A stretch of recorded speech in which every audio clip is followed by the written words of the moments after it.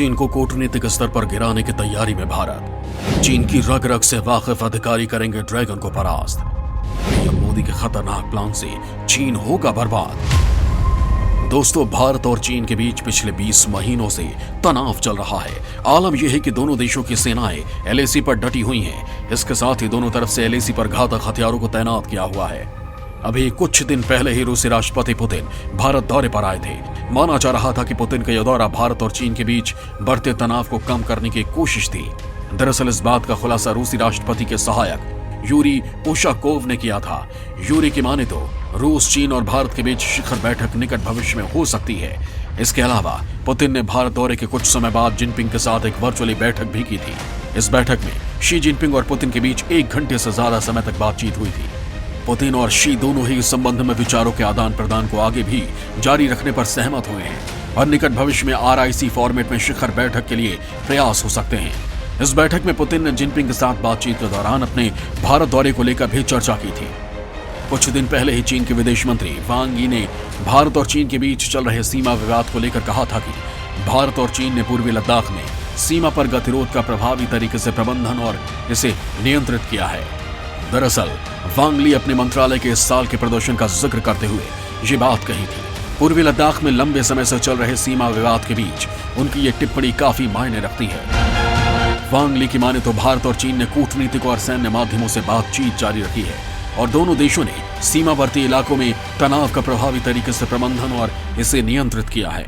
इसके अलावा दोनों देश द्विपक्षीय संबंध बढ़ाने के लिए प्रतिबद्ध हैं। उन्होंने ये भी कहा था कि एक जटिल विश्व में चीन ने संकट को अवसरों में बदला है।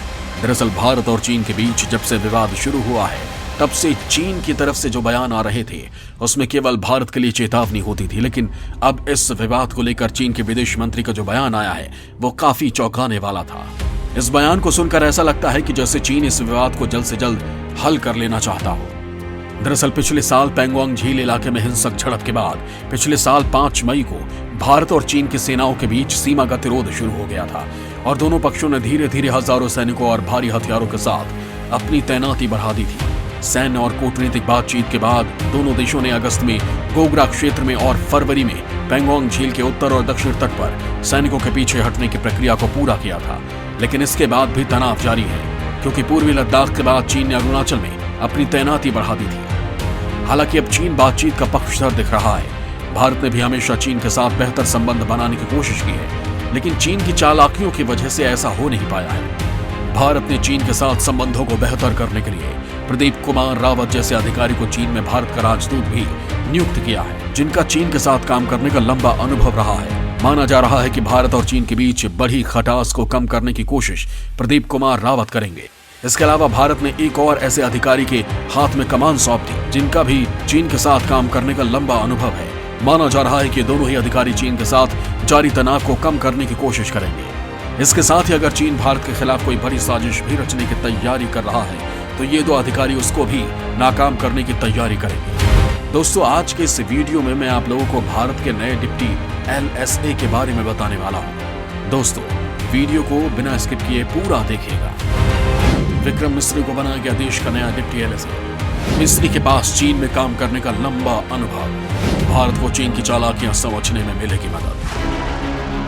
दोस्तों, अगर एक कहावत है कि अगर आपको अपनी ताकतवर दुश्मन को मात देनी है तो उसके बारे में जितनी ज्यादा जानकारी आपके पास होगी आप उसे उतनी ही आसानी से हरा सकेंगे। दोस्तों, अब भारत इसी कहावत पर चल रहा है। आप लोगों को मालूम ही है कि भारत का चीन के साथ तनाव चल रहा है। ये तनाव इतना बढ़ चुका है कि LAC पर दोनों देशों की सेनाएं आमने सामने हैं और कभी भी कुछ भी हो सकता है। आप लोग ये भी जानते हैं कि पिछले कुछ सालों में चीन ने किस तरह से अपनी ताकत में इजाफा किया है। चीन भारत के मुकाबले कहीं ज्यादा ताकतवर भी है। भारत अब चीन पर बढ़त बनाने के लिए कुछ ऐसा कर रहा है जिसके बारे में कभी चीन ने सोचा नहीं होगा। दरअसल भारत अब उन अधिकारियों को सामने ला रहा है जिनके पास चीन में काम करने का अनुभव है। ये वो अधिकारी हैं जो चीन की नस नस से वाकिफ हैं। इन अधिकारियों को पता है कि चीन क्या सोचता है और क्या कर सकता है।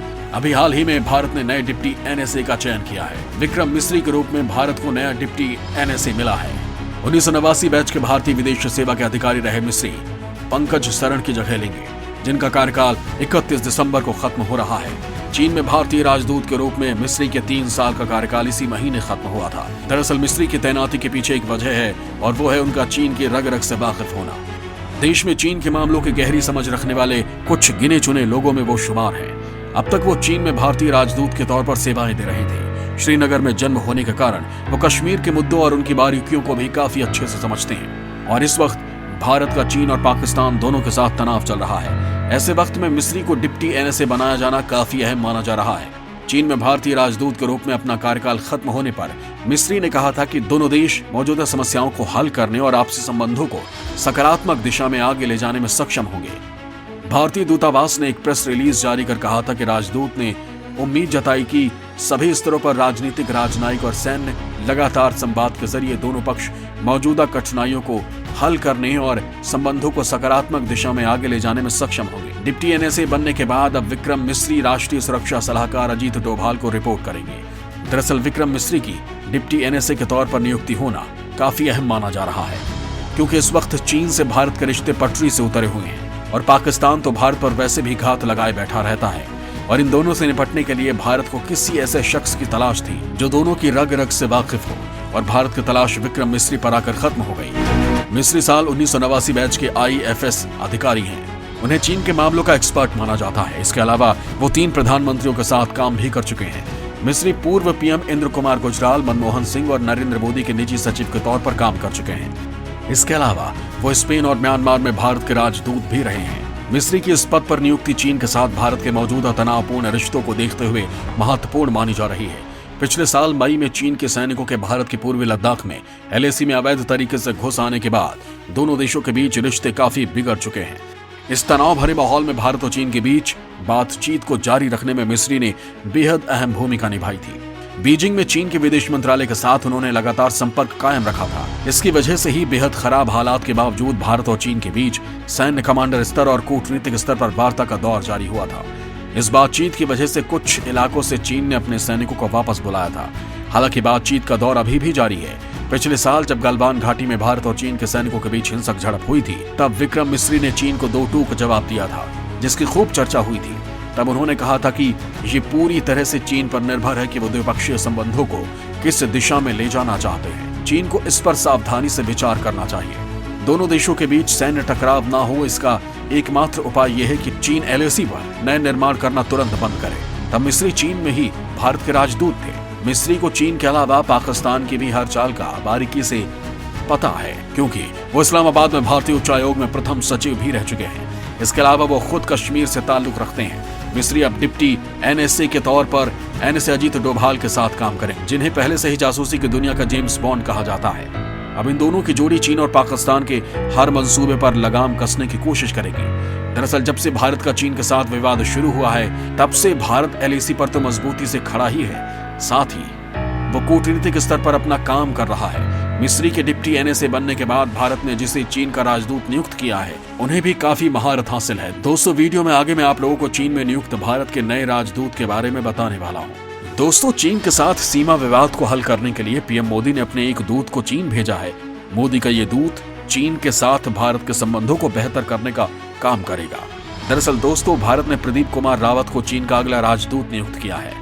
भारतीय विदेश सेवा के 1990 बैच के अधिकारी रावत फिलहाल नीदरलैंड में भारतीय दूत के रूप में अपनी सेवा दे रहे हैं। विक्रम मिस्री के डिप्टी NSA बनने के बाद प्रदीप कुमार रावत को चीन का राजदूत नियुक्त किया गया है। प्रदीप रावत की नियुक्ति ऐसे वक्त में चीन में की गई है जब पूर्वी लद्दाख में दोनों देशों के बीच सीमा को लेकर टकराव चल रहा है।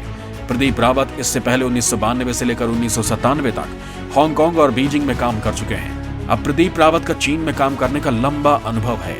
इसके अलावा वो फर्राटेदार चीनी भाषा बोलते हैं।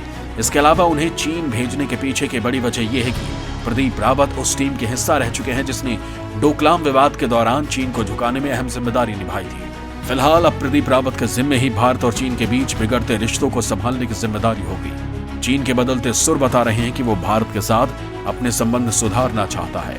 इसके पीछे की वजह रूस से भी हो सकता है, क्योंकि रूस नहीं चाहता कि भारत और अमेरिका के बीच दोस्ती बढ़े, क्योंकि अगर चीन और भारत के बीच तनाव रहा तो अमेरिका इसमें भारत का साथ देगा, और अगर बात जंग तक पहुंची तो अमेरिका भारत के बहाने ही सही चीन पर हमला कर देगा। इसके लिए वो भारतीय जमीन का भी इस्तेमाल कर सकता है।